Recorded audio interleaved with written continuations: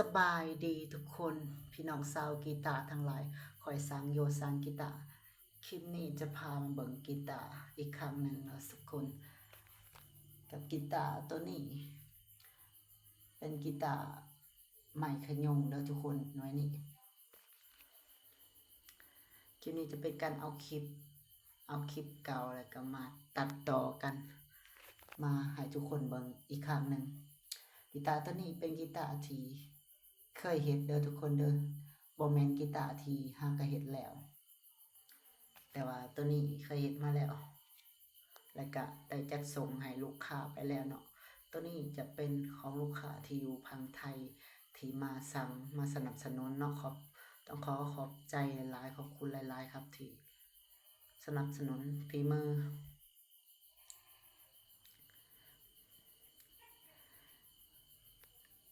คลิปนี้ก็บ่มีหยังหลายเพียงแต่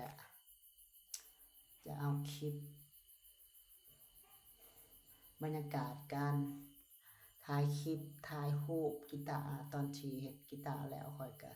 จะมีการถ่ายคลิปไว้เป็นที่ระลึกเนาะหรือว่ารูป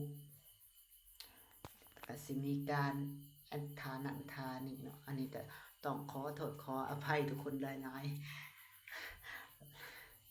อย่าว่าค่อยเก๊กเด้อแต่ว่าก็เก๊กแน่เนาะเพราะว่าภูมิใจในฝีมือเนาะภูมิใจในผลงานตัวเองเนาะก็บ่คิดบ่ฝันว่าตัวเองสิมาฮอดจุดนี้ได้เนาะบ่คิดบ่ฝันเลยว่าแต่เกิดมาบ่เคยคิดบ่เคยฝันเลยว่าตัวเองจะก้าวมาเป็นสร้างเฮ็ดกีตาร์ได้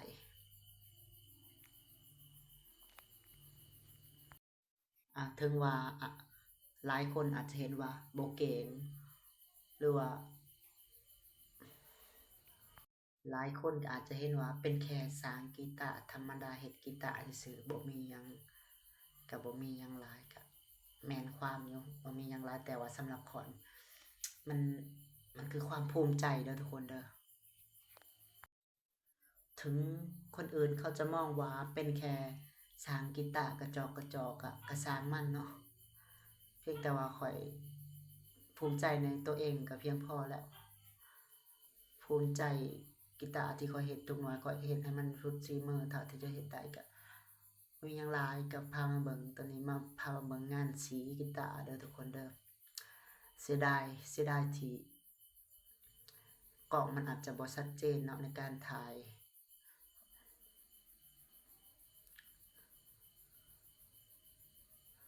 งานสีก็ประมาณนี้เนาะกล้องแบบสดๆบ่มีการปรับแต่งอิหยังทั้งสิ้นเด้อทุกคนเด้อ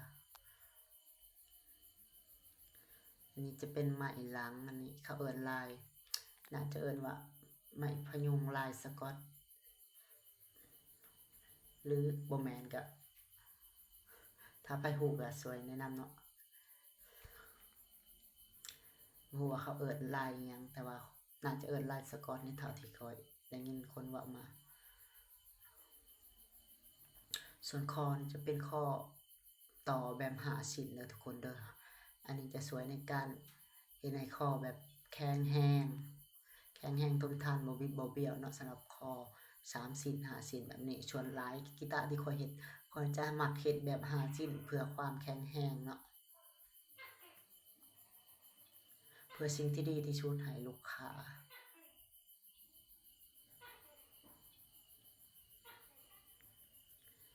นี่ก็คือกีตาร์ที่ว่าตอนนี้ข้อยกำลังขัดสีตอนนี้ข้อยขัดสีที่จะใส่ขัดด้วยมือเนาะอันนี้จะใช้เวลาขัดหลายมื้อเด้อตอนนี้เฮ็ดกีตาร์ตัวนี้น่าจะ3-4มื้อเนาะในเวลาที่ข้อยขัดเงากีตาร์น่ะเพราะว่าต้องใช้มือ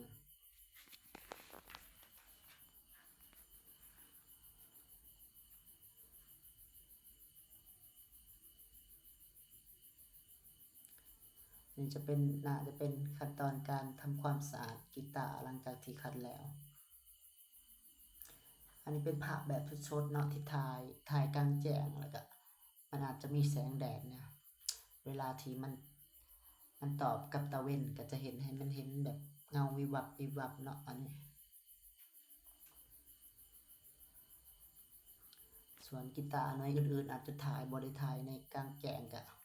อาจจะบ่ได้เห็นแบบว่ามันมีเงาสะท้อนบ่ปานนี้เนาะแต่ก็งานก็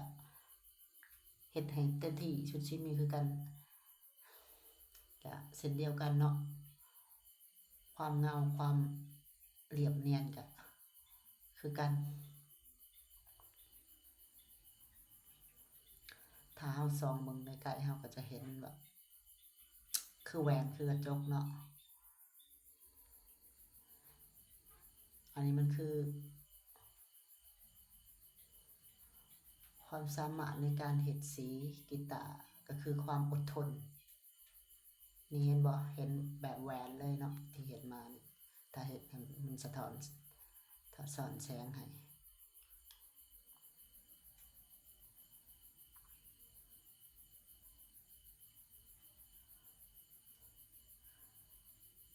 อันนี้จะเป็นกีตาร์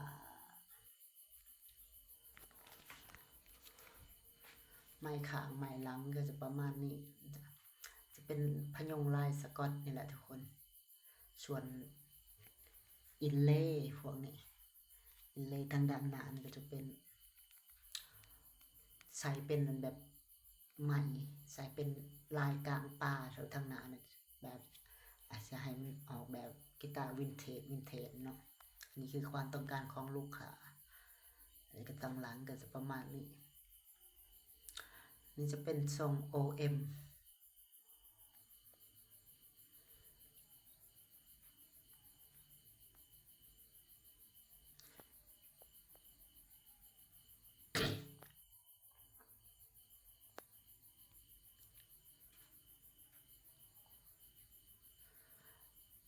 อันนี้คลิปตัวนี้นะจะเป็นยังบ่แม่นยังบ่ทันได้คัดเด้อตัวนี้ตัวแบบเมื่อกี้นี่ตัวที่ข่อยตัดออกมาส่วนตัวนี้คือตอนที่คัดสีแล้วนี่ตัวนี้ยังบ่ได้ใส่สายใส่ลูกบิดแล้วข่อยก็มาถ่ายคลิปทุกๆขั้นตอนข่อยจะมีถ่ายคลิปไว้เล็กๆน้อยๆเนาะเพื่อเอาไว้เบิ่งเป็นทีละเล็กหรือว่าเอาไว้โพสต์ลงเพจลง YouTube ต่างๆเนาะทุกคนเนาะเพื่อโปรโมทสินค้าโปรโมทฝีมือของตัวเองเนาะเพื่อมีคนสนใจมาสั่งอันนี้คือสิ่งที่จะเป็นเฮาต้องเฮ็ดเนาะเพราะว่าถ้าเฮาจะเฮ็ดอันและเก็บไว้อยู่เฮือนผู้เดียวนี่ก็จะบ่ได้ขายเด้อถ้าเฮ็ดเก็บไว้อยู่เฮือนผู้เดียวนี่สิบ่ได้ขาย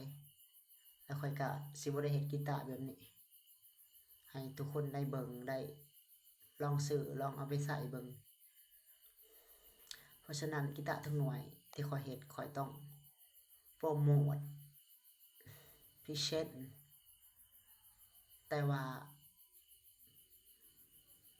ข้อยจะบ่ได้ขายบ่ได้โปรโมทว่าต้องขายถ้าอยากได้ก็ต้องสั่งเอาเพราะฉะนั้นกีตาร์ทุกหน่วยที่ข้อยเฮ็ดมีคนสั่งและจะบ่มีวางขายในท้องตลาดทั่วไปเด้อทุกคนเด้ออันนี้ต้องฟังให้ดีจะบ่มีวางขายในท้องตลาดทั่วไปถ้าเห็นแสดงว่าของปลอมถ้าเห็นแสดงว่าของปลอมแหละทุกคนถ้ามันมีในท้องตลาดอยู่ตอนนี้ว่าชื่อว่า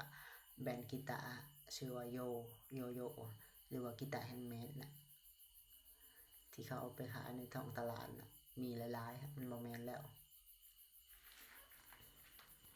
ถ้าอยากได้ของแท้ของจริงต้องสั่งจากข้อยโดยตรงเด้อทุกคนเด้อสั่งเฮ็ดต้องท่า2 3 4ปี3ปี4ปีจะต้องท่า